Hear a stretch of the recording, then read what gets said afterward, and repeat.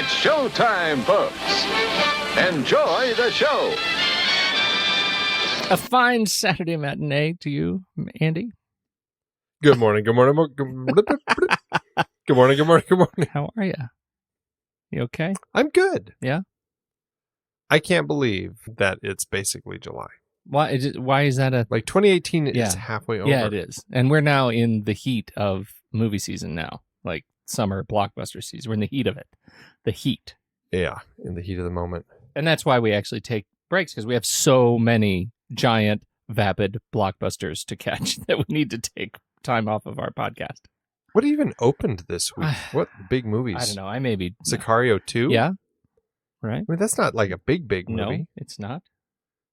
I mean, they're treating it like a big movie, but it's not like that's Jurassic World 2. Exactly. That's not going to be a thing. I don't know. Maybe Steve liked it a lot. He might see it a bunch of times. What, Jurassic World 2? No, Sicario 2. Oh, did he see it already? No, he saw Sicario 1, and he liked it a lot. So I imagine he'll see 2 a lot of times to make up for it. Oh, I see. Okay. When you have to explain it, Andy, the joke doesn't mean anything anymore. Takes all the fun out of it.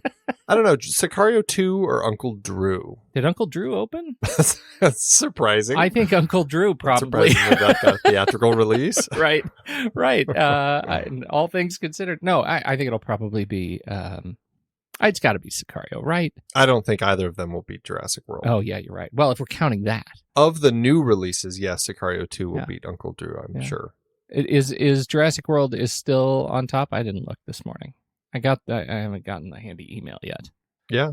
How do you feel about that? I guess we should have just a moment of giving you a chance to rattle off some thoughts on Fallen Kingdom. I mean, I had a fun time with it, but I did feel like they were a little confused as to what they were trying to do with it. Were they trying to kind of go real kind of more intense, like deep sci-fi sort of stuff? With I mean, I say that, regarding the first Jurassic Park movie, it certainly wasn't like heavy sci-fi. It still was a fun thrill ride, but they were trying to do a little more with it. This felt like they were trying to do a little more with it, but they were also trying to do kind of like a Jurassic Park 3 with it, where it's just kind of fun monster movie sort of thing. Mm-hmm. I felt like they could not find the right balance. But I still had fun. I enjoy watching the dinosaurs run around and destroy things. But it was very problematic for me.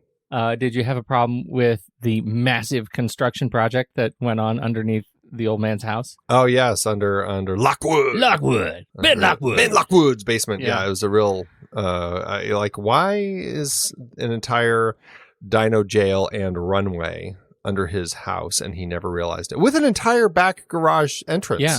Multiple garage doors going up and down, and semis that carry dinosaurs that are screaming. Now, the only way I've been able to... And he clearly planned it because he designed it with the dumbwaiter built into it. All the way to the floor. Right. Yeah. The only way I was kind of rationalizing it is that he knew that he was going to bring, this is Ben Lockwood, knew that he was going to bring dinosaurs into his house the whole time as a way station to get them somehow to the new island. Happy place. To the happy place. Yeah. And that's how I've had to move on with my life. That's really the only way you can rationalize it, because it's otherwise it's pretty ridiculous. It's pretty ridiculous. My theory is that they wrote it that way purely to keep the little girl involved. Otherwise, there's no logical reason for any of that. Which is a little bit frustrating, because I actually liked the little girl, and it's too bad that she was caught up in a very weird storyline. And I don't mind that story outline. I think it's actually fairly interesting. But again, it's that weird mishmash of what were they trying to do with this film. Well, at least there's another one coming, Andy, that's going to be, it's Jurassic, I think it's Jurassic World Redemption. I think that's what it's going to be called. Is that what it's called? Betting heavily on the title. I see. Mm-hmm. You see anything else this week since we last spoke? Yes. I know you have. That was a leading question, because I've been watching your Letterboxd reviews and they're bananas again. I don't know what has happened. You have a job. I know. I'm hitting that phase though. Nothing really theatrically. Although I did see Tag and I enjoyed it quite a bit. But really, it's just playing catch up with a lot of movies and TV shows and stuff. But I've been watching some Satoshi Kon. anime films, I watched Tokyo Godfathers, which I enjoyed quite a bit.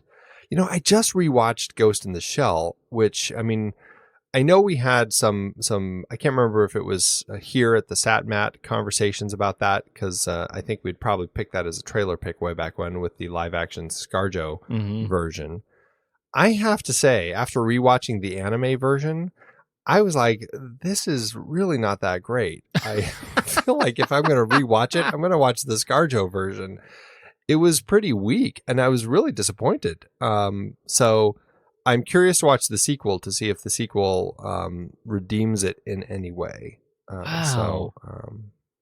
I just didn't dig it. And it was like boring too. That was God. like the biggest sin, is it was really boring. Stupid memory tricks. Now I want to watch it again. Yeah, I know. Well, if you do, I'm curious to see what you think. Yeah. Maybe I was just in the wrong headspace, but Wow. Well, let's see. I actually did have kind of a busy week. Much of it was today because I was prepping for this show for our list, and I came across two movies that I hadn't seen but looked fun, and so I watched them. And and I love that. I didn't intend to do that. That was not my intention, and so that was that. So I can't tell you what they were yet, but I will. But I also watched this week. I pulled some late nights and finally got through. God, it's been a long time since I've talked about this on the show. Guillermo del Toro and Chuck Hogan's series, The Strain, based on their books of the same name. I finally finished season 4, and I binged 1, 2, and 3 a long time ago, and so now the series is over, and I am disappointed because it was a fun little horror vampire romp with some interesting characters. End, or was it canceled ending? Like, oh, we're not going to get a chance to finish this. This is our quick ending, and we're out. Or did it actually wrap up? It wrapped up. It wrapped up enough, and I think they knew it was coming. They knew the cancellation was, or they knew it was going to end. It effectively got through. It split from the books in a number of key ways, and so it didn't end quite the same way the books did, but it ended enough. It's done. I mean, it's done. Do you want me to tell you? Can I tell you? You're not going to watch it, are you? Are you going to watch it? Don't spoil it. I kind of want to spoil it. I'm curious. I read the first book, and that's it. I have not gotten back to it ever. Well, the books were essentially written like a TV show. Like they were. Yeah. Totally. It was intentional. It feels very much like that. So the series I quite enjoyed. It's fun. It goes down easy. That's what I'm going to say. Goes down easy. Gotcha. All right. Gotcha. So that was 10 hours of my week right there that just somehow got sucked into. Disappeared quickly. Yeah, disappeared quickly. I've got a lot of movies to catch up on this week, though. I'm excited. I'm excited. Got some good things in the queue. Excellent. Do you have any other news? Or are we going to talk about trailers? Trailers, I guess. Can we talk about my bonus trailer? I stole a bonus trailer.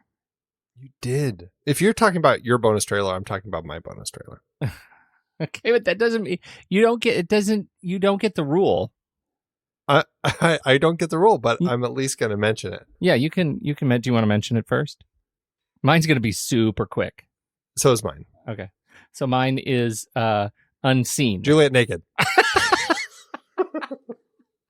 Mine is still Unseen, and it is an Invisible Man movie from One Media, and this is the official trailer dropped on the 25th. And it. What did you think of it? Just tell me real quick. What did you think of it? Intriguing. Okay. I love that it's taking it in a new direction.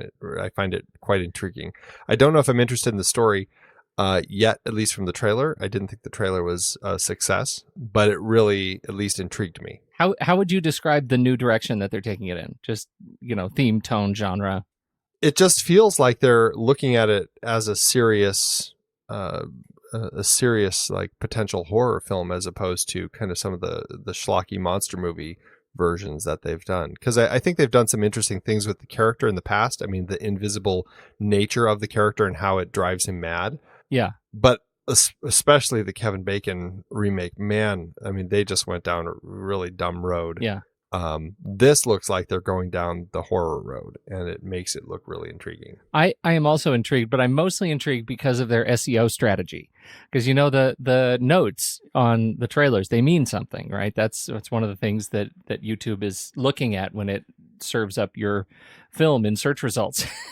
And the notes in this trailer, unseen official trailer, Invisible Man movie HD, says comedy, kids, family and animated film, blockbuster, action cinema blockbuster, sci-fi movie, fantasy film drama.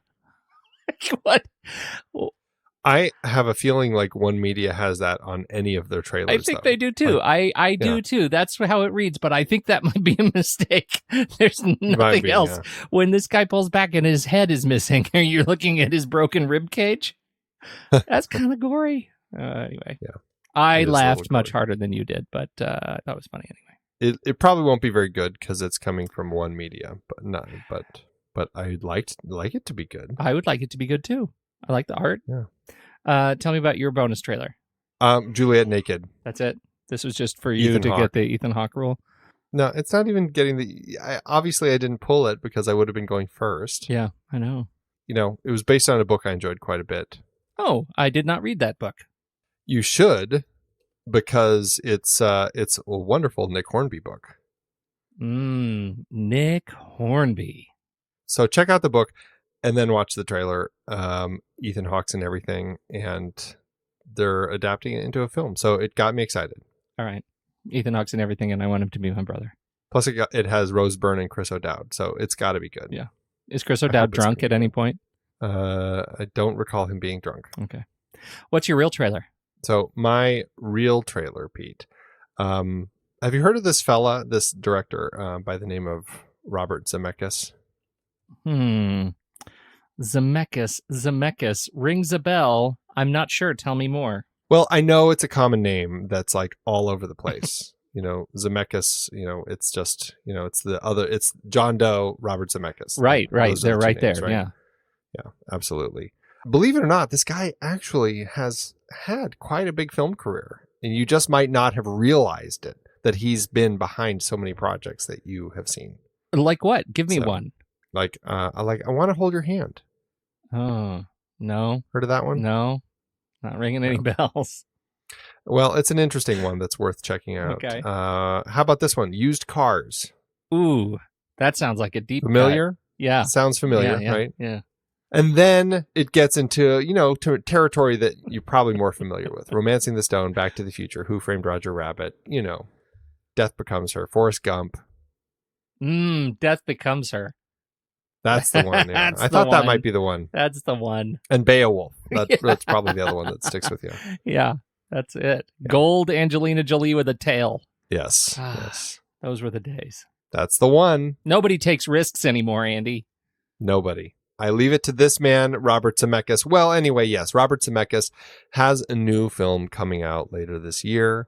It is called Welcome to Marwen, which is based on a true story. There's already been a documentary about it called Marwen Call, which I have not seen. It looks interesting. I watched the trailer for the documentary. I believe Steve Sarmento enjoyed the documentary quite a bit and was like, wow, I wonder if they're going to end it the way the documentary ended, which left me very curious. I still have not seen the documentary, but this trailer looks really, really interesting. It's inspired by Jeff Malmberg's documentary, like I said, about this character, Mark Hogenkamp.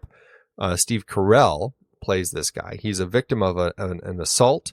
And when he kind of comes out of it, his brain isn't completely working right. And so what he does to kind of get through his recovery is he constructs this like village out of toys, and like this World War II village with Nazis and soldiers and all this stuff. And he puts his friends in it. Like Leslie Mann is one of his friends. I can't remember who else are his friends. Janelle Monáe, Merritt Weaver. And he puts them in as characters, and they all kind of help stop the Nazis and everything. But through the process of doing this with the toys, it actually kind of helps him get out of this mental space that he's in. And it looks really fascinating. And Robert Zemeckis, who is a really fascinating filmmaker, who has done, some of the films that we've already that I mentioned earlier, films we've talked about on the show before. Not to mention the kind of that CG mocap stuff that he started doing with Polar Express and Beowulf, and A Christmas Carol that some people really got on, but I think that he was really kind of pushing the place that cinema could go with that. And I feel like he's adapted that into this by taking it and putting it into these toys and doing something really, really interesting. So I don't know. I watched this trailer and it got me really excited. What do you think of this one? Yeah, no, I was right in it with you. I think Steve Carell, this is another one that's going to be a chance for him to really show off. And, just I can't help but reminisce about The Daily Show, and watching him be such a goofball. And now he is an actor whose name gets me in the theater. And that is just fantastic. This movie looks terrific. The attention to detail, his attention to performance, it looks beautiful and scary and heartwarming. So I think it looks great. Well, I'm a big Tom Hanks fan, and Tom Hanks was an actor who moved very beautifully from comedy to drama. And some people said that Jim Carrey was kind of that next thing, but I don't think he ever quite worked to kind of fully make that transition. But I do feel Steve Carell is making that transition amazingly. Yeah, absolutely. That's great. I mean, you look at stuff like what he did in Bruce Almighty, which is still one of the funniest things I've ever seen him do. Yeah. And then you look at what he did in Foxcatcher. And it's a huge difference. Truly. So anyway, I'm very excited. I wonder what's going to happen because he's got, have you seen his list of upcoming films that are in post and that have been announced? I have.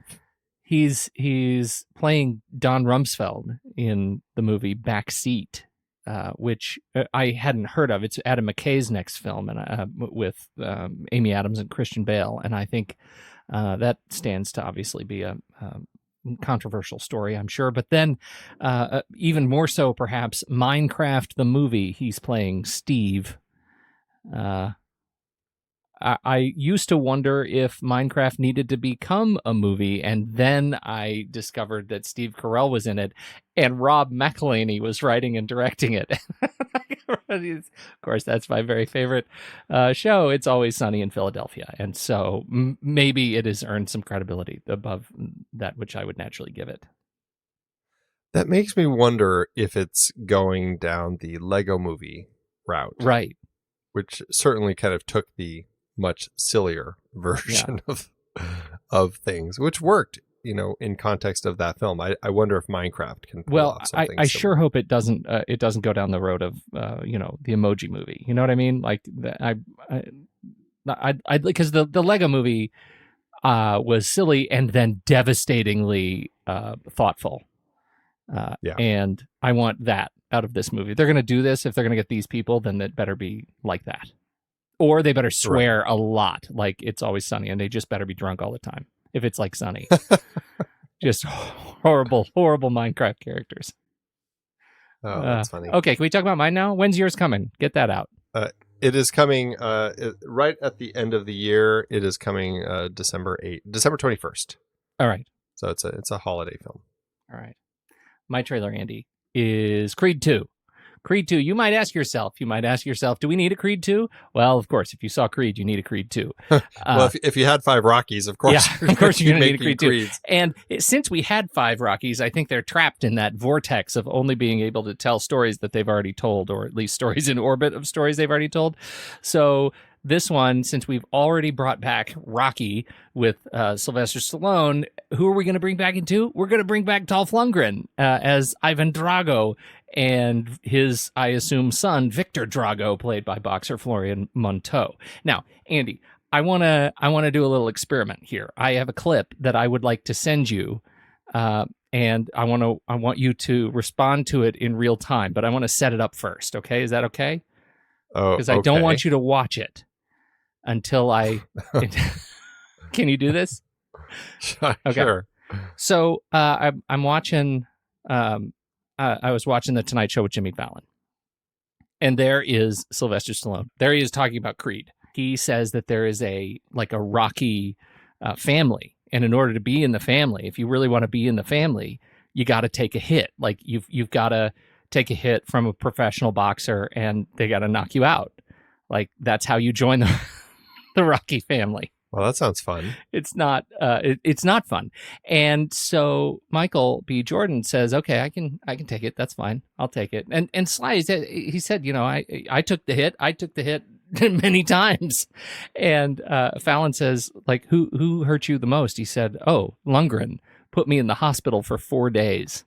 And so that's kind of how the story starts. And he starts telling the story. He says, we in the movies, you see these hits, like you see these shots. In boxing movies, they're always these wide shots so the audience can see. It's always slowed down, and you see the arms and the fists coming, and it's all very dramatic. But when you're really taking a hit from a pro, there's no, you don't see it coming. You hardly see the fist, and it happens so fast, and suddenly you're singing with the angels. That's what it's like.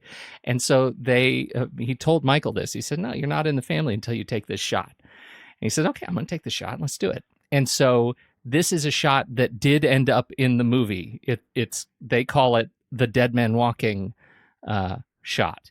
And I'm going to post this now for you, and it should start. It's the YouTube. It should start right where the cell phone camera kicks in. I just want you to react. Just tell me what you think.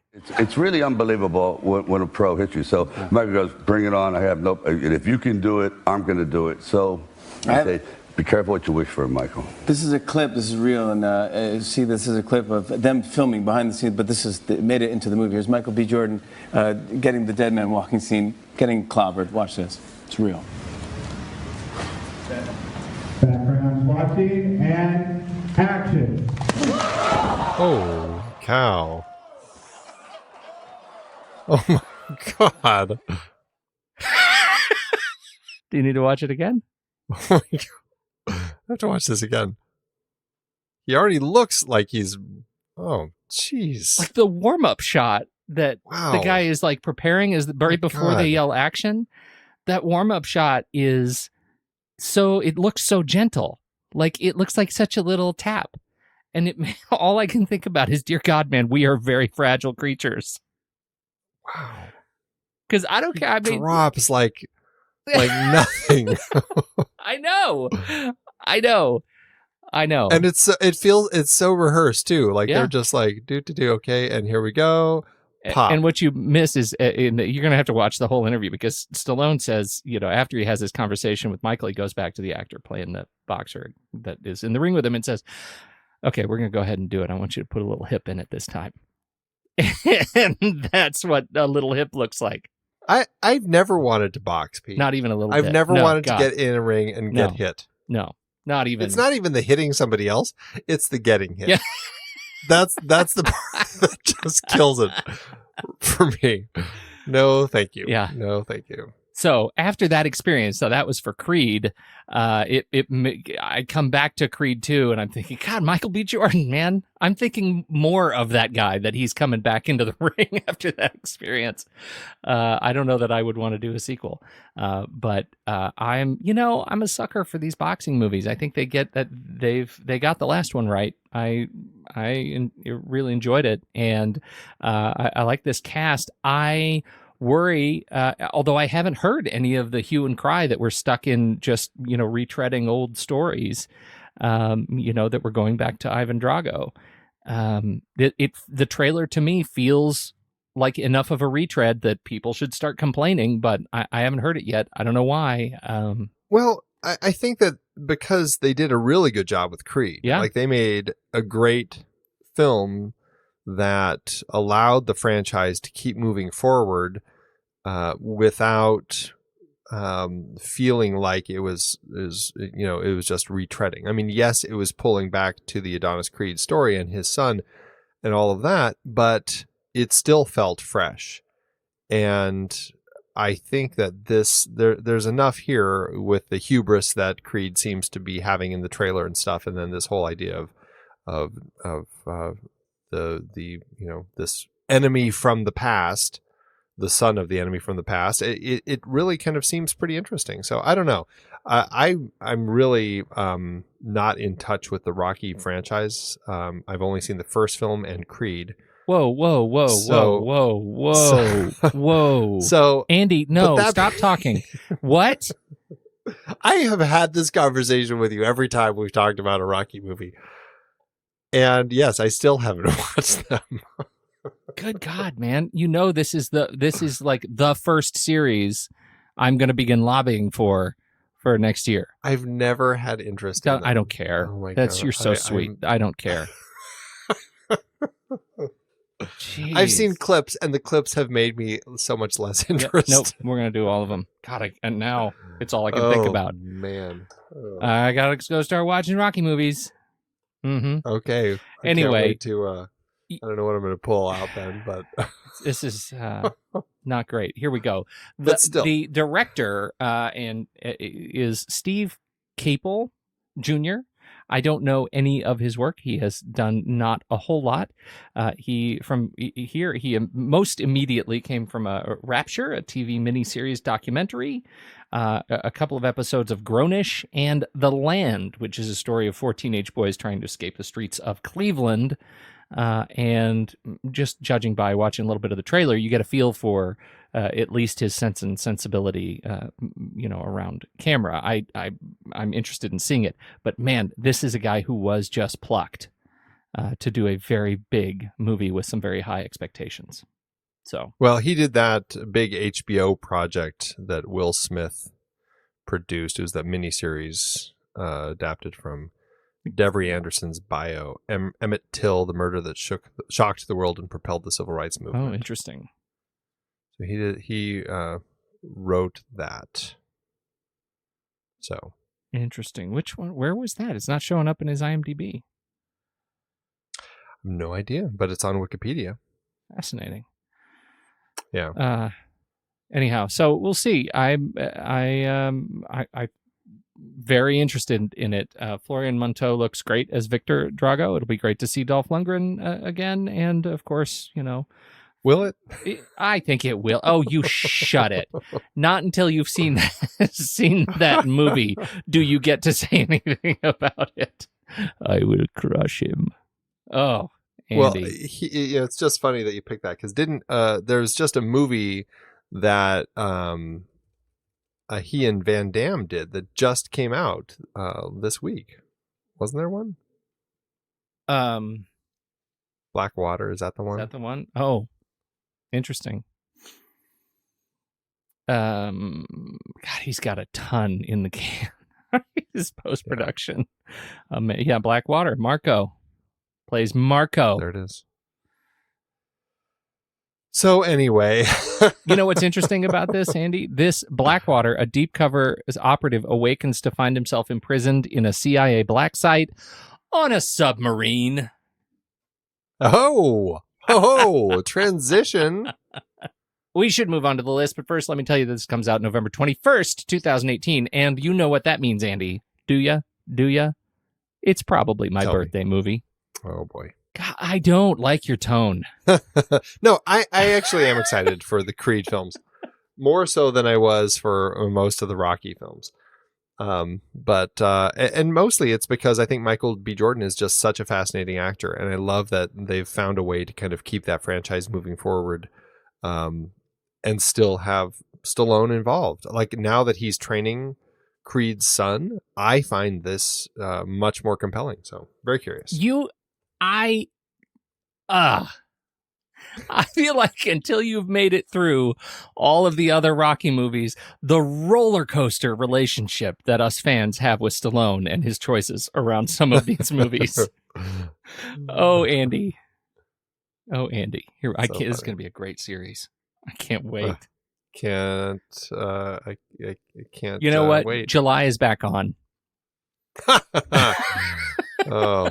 Luckily, it's not long enough to actually fit the franchise. Every other day, we're just doing every other day. It's like summer school. That's exactly right. We're gonna cram it in. We're gonna cram 8. How many? 5?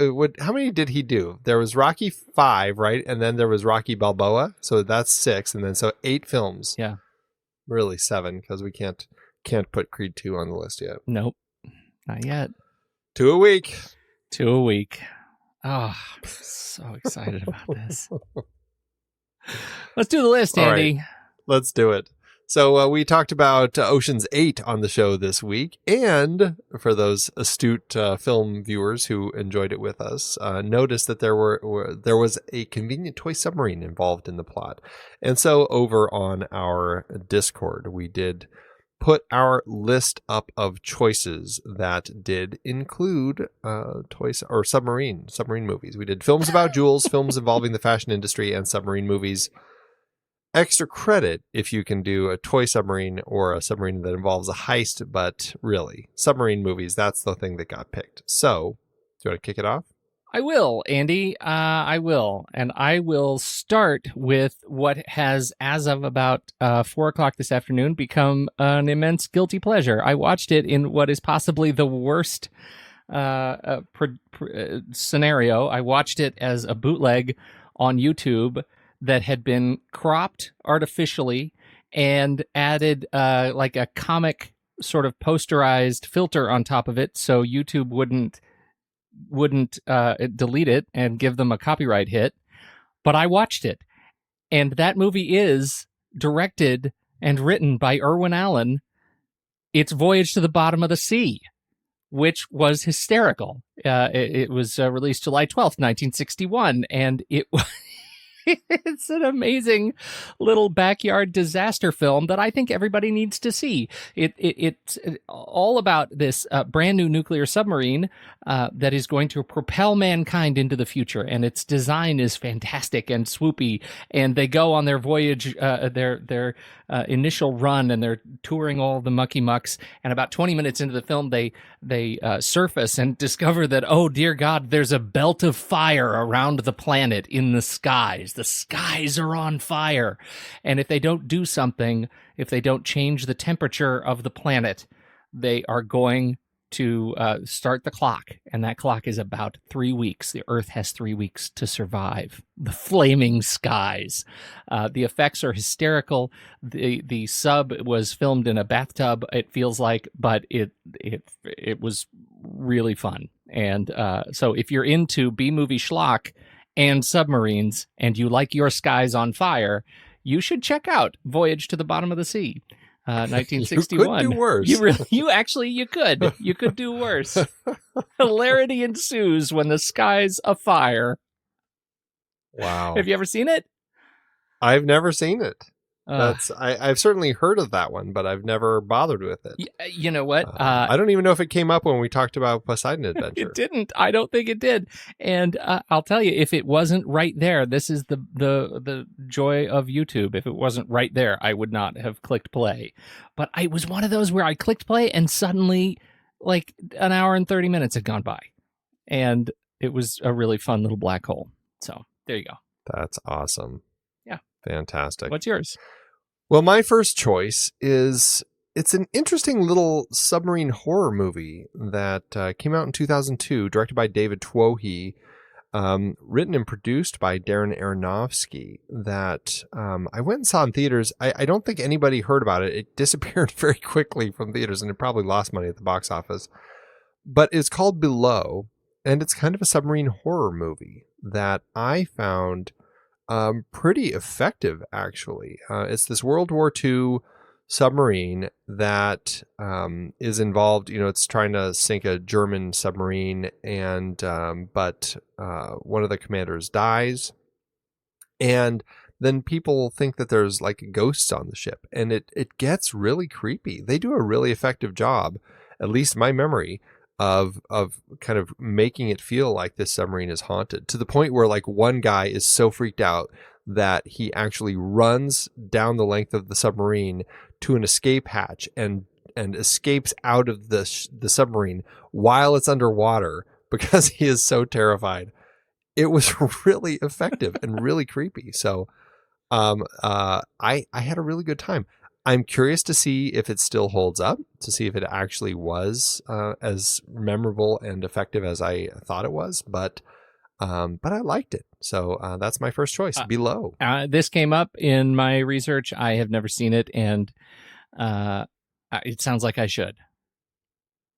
It's creepy. It's done in a way that is not, I mean, it's not, the kind of the gory horror or anything like that. Yeah. It's like a haunted house horror. And so problem is that I don't like submarines like at all. And it makes me think like adding that sort of shock, sort of horror thriller kind of element, the claustrophobia of the submarine, the imminent death of being underwater. Maybe I shouldn't, but now maybe I should. You should do it. You just do it. Just do it. You're a terrible influence. I am. That's what I'm here for. All right, what's your second? My next is a movie that I have not seen in many, many years, but it is also from the 60s. And because our series is based on a toy submarine, I felt like I needed to do something with a small submarine, if you know where I'm going. Now, the first choice is one that I believe, have already used in a Saturday Matinee pick. So I have elected not to choose that one. I went with this that is, I thought it's going to be, this is terrible. This is a terrible B-movie schlock, but bizarrely, it stands at over 6 stars on IMDb. So I bring you Fantastic Voyage, 1966.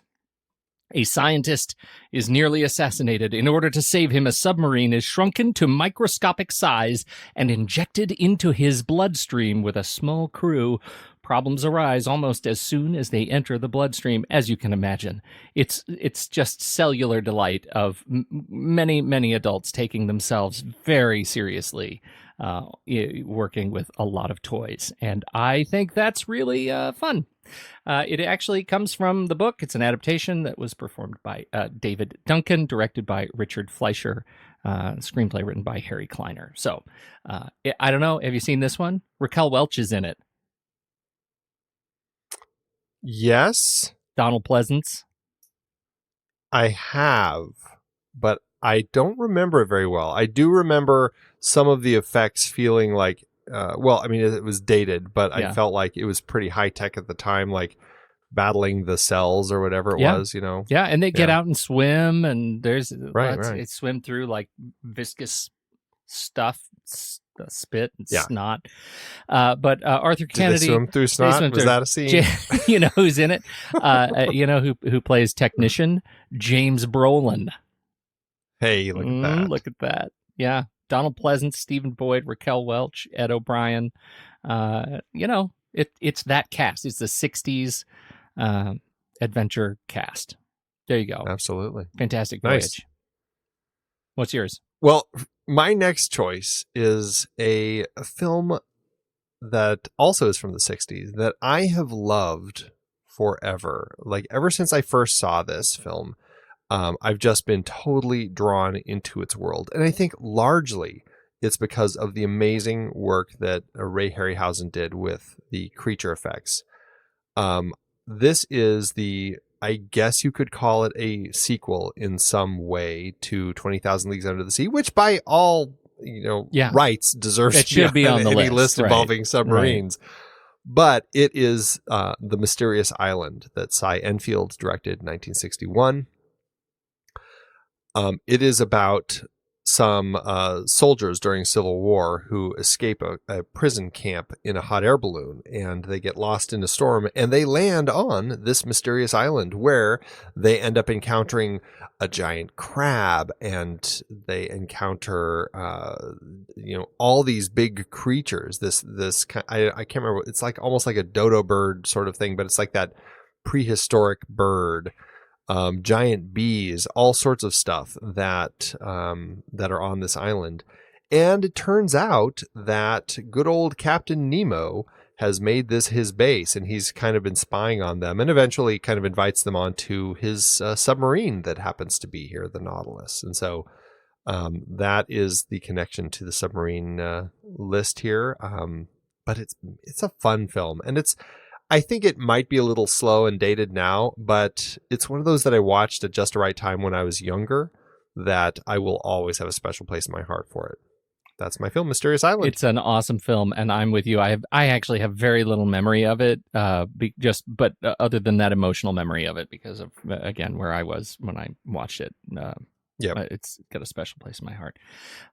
My next pick is another one that I conquered today, and it is both my Steve Sarmento Memorial pick and my Sino pick. You know what Sino means, don't you? I don't. Submarine in name only. That's right, Andy. I'm skirting under the rules here because my movie is actually called Submarine, 2010's Submarine, directed by Richard Ayoade. This is a fantastic movie about a young boy whose sole effort is to lose his virginity before his next birthday and to extinguish the flame between his mother and ex-lover who has resurfaced in her life. Paddy Considine is in this movie. He's just wonderful. Craig Roberts is fantastic. And Noah Taylor is in. Yasmin Page as the girlfriend is just so witty and sharp and just diabolical. Again, had I not been able to push the button and watch this movie, I would not have been sucked into it. It was totally worth it. I finished this movie feeling like tastes of Sing Street and just that sort of great wit, and it was just a lot of fun. Richard Ayoade is just fantastic. Again, based on the novel by Joe Dunthorne, and Ayoade did the adaptation, so I had never seen it. There you go. I haven't seen it either, but I did work with the DP on The Imposter. Oh, fantastic! Yeah, no, you should see this one. I think you'd like good DP. Yeah, I know it's been on my list forever. I just have never gotten around to it, but one day. Totally worth it. Totally worth it. Well, for my last pick, Pete, I feel really torn that between picking. There's several choices still on my list that I want to shout out to, but I have to go with one of the two that decided to use the red and black or color scheme in the movie poster. Both films are fantastic submarine movies, and it's really like a flip of the coin as to which is the one to talk about. But, I'm going to go with the one that came out first because I enjoy them both completely. But this is, of course, the brilliant 1990 film, The Hunt for Red October. John McTiernan directed it, based on Tom Clancy's novel. I mean, really, if we're talking submarine movies, I feel like that has to be on the list. I was wondering. I was going to feel guilty if it didn't end up there somehow. Yeah. I thought for sure this and Crimson Tide were going to be the two steals that we would be stealing. So I've been trying to get some other ones in there, but really, I had to at least put The Hunt for Red October on there. I mean, it's so stinking good. I love Alec Baldwin in this. I think that Alec Baldwin makes a great Jack Ryan, and I always liked him as Jack Ryan. I thought he was really interesting. And of course, you have Sean Connery. Despite the issues with any Russian, I think he is a brilliant submarine captain. I love him in the film. I love the cat and mouse game, the kind of the chess game that they're playing underwater. Everything about this film works for me. Fantastic film, and just one of my submarine favorites. So there it is. I gotta say, I'm right with you on Alec Baldwin's Jack Ryan, and again, I think because he was the first Jack Ryan I ever met, he will always be the only Jack Ryan. However, if anybody I think can help shift me away from that, it might just be in Amazon's upcoming reboot, Tom Clancy's Jack Ryan, which all of a sudden I can't remember his name. A Quiet Place. It's John Krasinski. John Krasinski, yes, and Emily Blunt. She's not in Jack Ryan. She's not. Wow, that hurt. That hurt hard. Anyway, he has. Have you watched any of the trailers of this? Because he feels like he has some of that similar vibe, the Alec Baldwin vibe that I like so much. I completely agree. Yeah, if I had to rank them so far, I would put. I think I would put Alec Baldwin and then Harrison Ford, and maybe then Chris Pine and then Ben Affleck. What I really want out of Ben Affleck is more accountant movies. I still haven't seen The Accountant. What? Oh, it was amazing. Yeah. Okay. Anyway, so you... I can't. The Accountant 2, Balancing the Books. Andy, It's going to be great. that is gold. That is gold. Look, you had something else you wanted to include in here, another shout out, because believe me, I have one. Well, I did sneak in Crimson Tide. I don't know if you caught that. That certainly is one that deserves to be mentioned. Yeah. And then Journey to the Mysterious Island. I wanted to throw that one in there only because it's a great way to kind of continue the adventures with the Nautilus from 20,000 Leagues Under the Sea and Mysterious Island. Mine. Oh, and then I have one more, but let me see sure. what you say. Oh, no. Well, mine was actually not so much a submarine, but it is a Woody Allen movie. Oh, of course. Everything you always wanted to know about sex, but we're afraid to ask. What a weird movie this is.